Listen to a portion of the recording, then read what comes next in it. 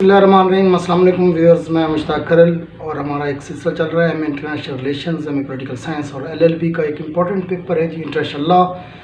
बहुत से students paper को मुश्किल समझते हैं, इंटरनेशनल लॉ लफ्ज़ सुन के ही खौफज़दा हो जाते हैं, जबकि ऐसा नहीं है। ये पेपर इतना मुश्किल नहीं है जितना वो समझते हैं। अगर वो चाहें इसके कंसेप्ट समझने की कोशिश करें तो ये पेपर उनको आसान लग सकता है। तो इसमें मैंने अपनी इब्तदाई वीडियोज़ में इसके इम्पॉर्टेंट आस्पेक्ट्स बयान किए। उसके बाद एक एक टॉपिक पे वीडियो अलहदा तैयार की जा रही हैं। आपको ये MA political science, international relations और एलएलबी की प्लेलिस्ट में मिल जाएंगी। एमए उर्दू के स्टूडेंट एमए उर्दू की प्लेलिस्ट में जाकर वीडियोस देख सकते हैं। अगर आप चाहते हैं कि इस तरह की वीडियोस या एजुकेशन के हवाले से मज़ीद आपको मालूमात मिलती रहें तो चैनल को सब्सक्राइब करें और दोस्तों को इन्वाइट करें और वीडियो को ज़्यादा से ज़्यादा शेयर करें। हमारा जो आज का टॉपिक है वो है स्टेट सक्सेशन। एक जो रियासत है किस वक्त अपना वजूद खो देती है और दूसरी रियासत उसको अपने अंदर किस तरह शामिल कर लेती है। तो ये सब्जेक्ट पहले इसको पे ज़्यादा डिस्कशन नहीं थी। जो इंटरनेशनल लॉ के ज्यूरिस्ट्स हैं उन्होंने इस पर ज़्यादा तवज्जो नहीं दी, लेकिन यूएसएसआर की डिसइंटीग्रेशन के बाद रीयूनियन ऑफ जो जर्मनी है या डीकोलोनाइजेशन का दौर है, जब ये ख़त्म होता है तो उसके बाद इस सब्जेक्ट पे गुफ्तगू होना शुरू होगी कि रियासत किस तरह अपना वजूद खो देती है या दूसरी रियासत इस पे किस तरह अपना कंट्रोल संभाल लेती है। तो इस सिलसिले में 5-6 इंपॉर्टेंट पॉइंट्स हैं। अगर आप उस पॉइंट्स को ही याद कर लें तो ये क्वेश्चन आपका आराम से हल हो सकता है। इसमें सबसे पहले है डेरलिक्शन। डेरलिक्शन बुनियादी तौर पर एक रियासत अपने इलाके को तर्क कर देती है, उसका इस्तेमाल छोड़ देती है, उसको वो काफ़ी अरसे तक क्लेम ही नहीं करती, तो वो इलाका उसकी जो टेरिटरी है वो उससे जो उसकी जुरिस्डिक्शन है उससे खुद ब खुद एक अरसे बाद ख़त्म हो जाता है।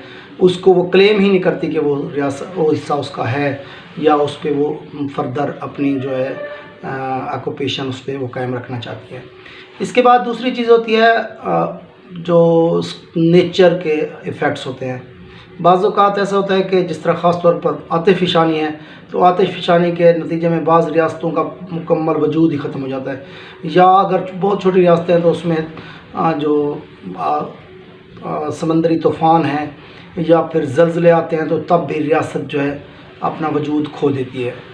तो उसमें बाज़ औक़ात कुछ दूसरी रियासत जो नई मार्ज़ वजूद में आ जाती है या फिर वो इलाका उसी तरह रह जाता है। लेकिन एक रियासत का अपना वजूद का खो देना या दूसरी रियासत का उसके ऊपर कब्ज़ा कर लेना ही स्टेट सक्सेशन है। तीसरे नंबर पर हम देखते हैं सेशन। तो सेशन ये है कि अगर एक रियासत वॉलंटियरली रजामंदी के साथ दूसरी रियासत को अपना इलाका या अपनी पूरी रियासत दे दे और वो कहे कि वो अपना वजूद बरकरार नहीं रख सकती, तो वो उस रियासत के में ज़म होना चाहती है, तो इस प्रोसेस को सेशन कहते हैं। इसके बिल्कुल मिलती जुलती टर्म है एनेक्सेशन। एनेक्सेशन के अंदर एक रियासत दूसरी रियासत पे ज़बरदस्ती कब्ज़ा करती है, तो उस पर कब्ज़ा करने के बाद उसको अपने इलाके में ज़म कर लेती है और वहाँ के जो सिटीज़न है उसको अपनी नेशनलिटी दे देती है, तो पिछली रियासत का जो वजूद है वो ख़त्म हो जाता है। इसमें बाज़ औक़ात ये भी हो सकता है कि वो मकरूज़ भी हो सकती है रियासत, या फिर कोई और उनके अंदर इश्यूज़ हो सकते हैं जिन इश्यूज़ की बेस पे वो कब्ज़ा किया जाता है। नेक्स्ट है प्रिस्क्रिप्शन। प्रिस्क्रिप्शन ये होता है जिस तरह आप लोग आम तौर पर हम देखते हैं कि बाज़ मकानों या दुकानों पे ज़्यादा अरसे तक अगर किसी का किराए पे आ गया कोई और उसका कब्ज़ा ज़्यादा अरसे तक रह जाता है, तो फिर बाज़ औक़ात ये होता है कि 20 से 30 साल तक उस कब्ज़े को कोई चैलेंज नहीं करता, तो उसको कोर्ट्स जो हैं वो उसकी जो ऑनरशिप है उस शख्स को दे देती है जिसका उस पर कब्ज़ा रहा है। तो कब्ज़े की सूरत में आपके पास मलकियत का आ जाना जो है ये ज़्यादा अरसे तक कब्ज़े की वजह से होता है। तो इसी तरह किसी स्टेट के किसी इलाके पर या किसी स्टेट के पूरी स्टेट के ऊपर अगर एक कब्ज़ा ज़्यादा अरसे तक रह जाता है और वो अनचैलेंज रहता है, तो वो कब्ज़ा भी बाद में एक स्टेट सक्सेशन की शक्ल अख्तियार कर लेता है और वो स्टेट जो है वो दूसरी स्टेट का हिस्सा बन जाती है। और लास्ट में हमारे पास रिवोल्ट है।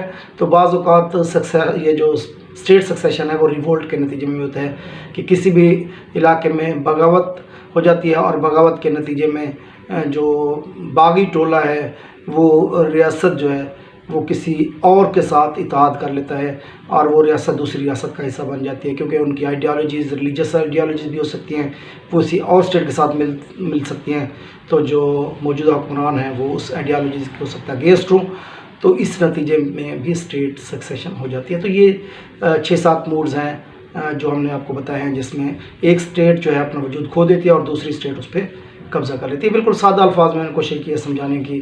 اپنا اور دوستوں کا بہت خیال رکھیے۔ السلام۔